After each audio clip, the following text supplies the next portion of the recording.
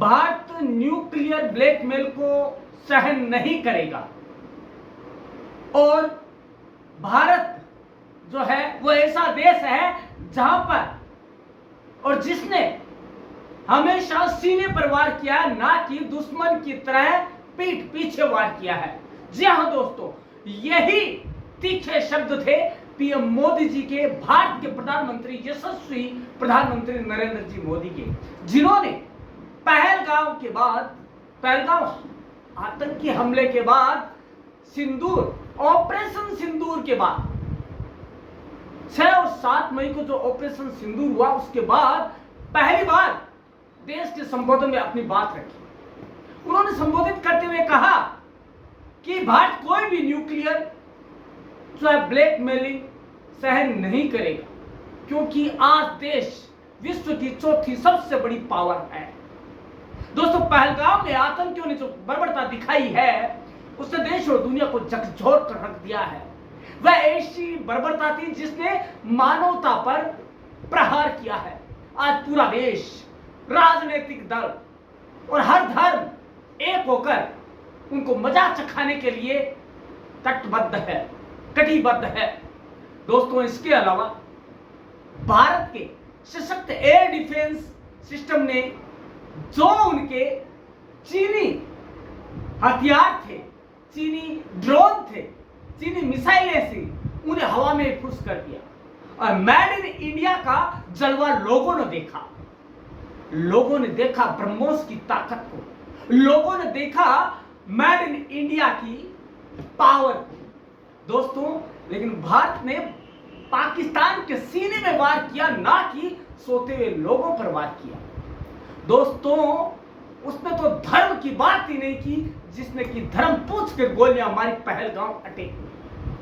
दोस्तों, अब आपको बता दें कि भारत के ड्रोन व भारत की मिसाइलों ने सटीकता के साथ हमला किया और दोस्तों, पाकिस्तानी वायुसेना ने उन एयरबेस को नुकसान पहुंचाया जिन पर पाकिस्तान को बहुत घमंड था और जहां आतंकी साम्राज्य पनप रहा था।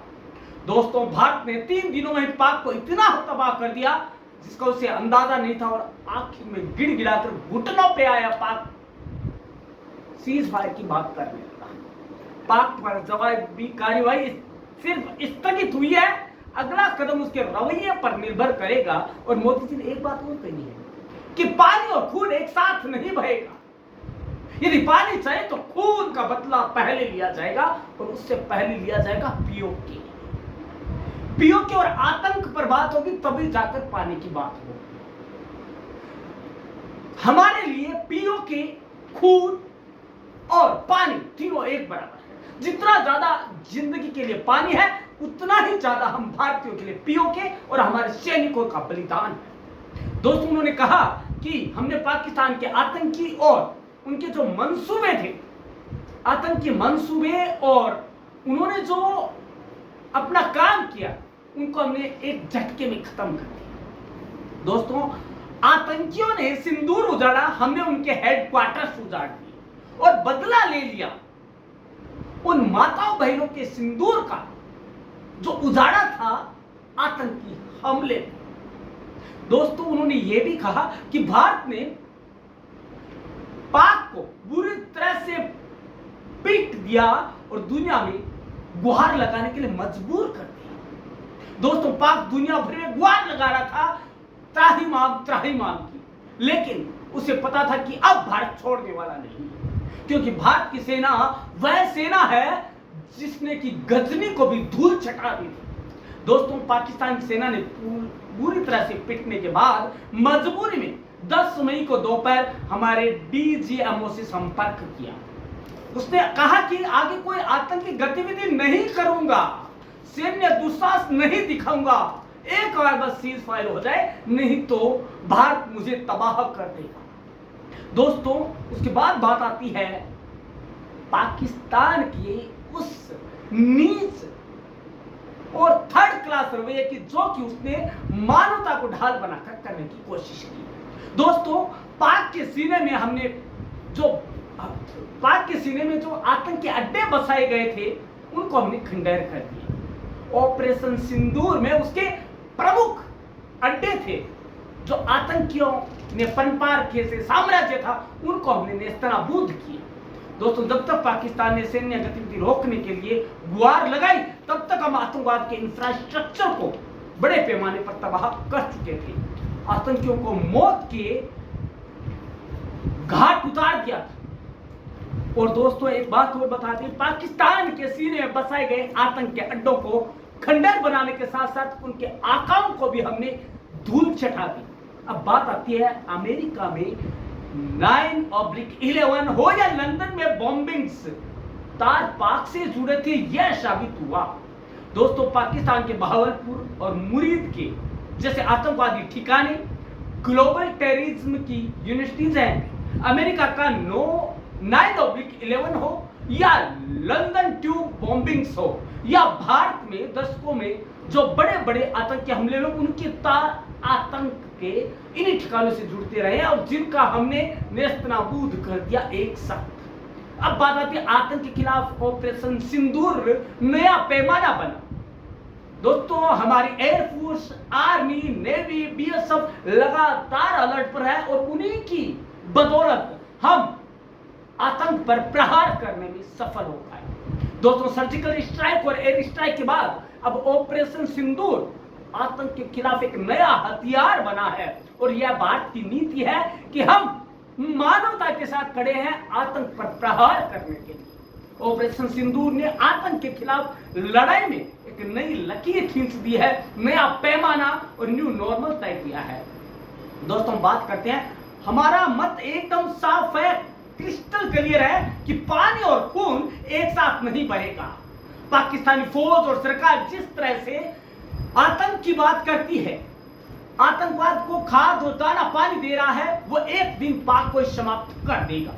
भारत का मत एकदम स्पष्ट है, वह है टेरर और टॉक एक साथ नहीं हो सकते। टेरर और पानी या टेरर और किसी भी तरह की बात हम एक साथ नहीं करेंगे। करेंगे तो बात पीओके पर करेंगे, कि करेंगे बात तो टेरर पर करेंगे, करेंगे बात तो पानी और खून की करेंगे कि ये दोनों एक साथ नहीं बहेंगे। पानी चाहिए तो खून रोकना होगा और पीओके हमें थमाना होगा। दोस्तों इसके बाद बात होती है, पाकिस्तान की बात होगी तो टेररिज्म और पीओके पर ही होगी। हमारी घोषित नीति यही है। यदि पाकिस्तान से बात होगी तो टेररिज्म और पाकिस्तान अधिकृत कश्मीर पीओके पर होगी। दोस्तों से पानी चाहिए तो पीओके हमें सौंपना पड़ेगा, हमें सौंपने पड़ेंगे वो आतंकी जिन्होंने गदर मचा रखा है पूरे विश्व भर में। निश्चित तौर पर ये युग युद्ध का नहीं है, लेकिन ये युग आतंकवाद का भी नहीं है। ये सोच ले पाकिस्तान के टेररिज्म के खिलाफ जीरो टॉलरेंस अब भारत की नीति बन चुकी है। जरूरत पड़ने पर शक्ति का इस्तेमाल भी जरूरी है और हमने यही किया। आज बुद्ध पूर्णिमा है, उन्होंने कहा भगवान बुद्ध ने शांति का रास्ता दिखाया है और हर धर्म अहिंसा प्रमो धर्म की बात करता है सिवाय आतंक के। आतंक का कोई धर्म नहीं है। आतंक वह है जो दुनिया में अपनी फेरिस्त फैलाने के लिए पैदा हुआ है और जो अपनी मनमानी करने के लिए पैदा हुआ है और जो मानवता के धर्म पर अपनी तलवार लगाने के लिए हुआ है, लेकिन उसे भारत कभी सहन नहीं करेगा। दोस्तों अब बता दें कि भारत वही देश है जिसने कभी आतताइयों को धूल चटाई थी। और दोस्तों शायद पाकिस्तान भूल गया 47-48 हो, चाहे 65 का युद्ध हो, चाहे 71-72 का युद्ध, चाहे करगिल की मार हो, वह उनको भूल चुका है। तभी वह एक नई मार खाने के लिए पुनः आ जाता है सिर उठाकर। दोस्तों अब एक बात और बता दें, आतंक की जड़ें तक खोद डालेंगे। मोदी जी का कहना है कि आतंक यदि अवसर पर चढ़कर आया तो अब गोली के बदले गोला जाएगा और अब आतंक की एक भी घटना को युद्ध की चेतावनी माना जाएगा और उसका हम कड़ा जवाब देंगे जिसमें या तो आर या पार होगा। दोस्तों इसके अलावा आतंकी ठिकानों पर सटीक वार करेंगे। दोस्तों जितने भी बचे कुचे आतंकी हैं, चाहे वो आका हो, चाहे वो वहां के प्रशासन के करीब हो, चाहे वहां की सेना के ही हो, उन पर हम सटीक वार करेंगे और नेस्तनाबूद करेंगे आतंकी घाटी को, आतंक के साय को विश्व भर से। दोस्तों तभी जाकर हमें सुख और चैन मिलेगा। और दोस्तों नागरिकों के लिए निर्णायक कदम उठाए जाएंगे। मानवता के धर्म पर हम चलकर आतंक को जिंदा नहीं रख सकते हैं। आतंक या मानवता, दोनों में से एक रहेगी, और रहेगी तो मानवता रहेगी। आतंक को जीने का कोई अधिकार नहीं है, क्योंकि धर्म नहीं है, यह विधर्म है। यह वह प्रजाति है जो कि उगरे के लायक नहीं है। यह वह प्रजाति है जिसे मिटना ही पड़ेगा, चाहे कैसे भी हो, और भारत इसके लिए सबसे अग्रणी देश रहेगा।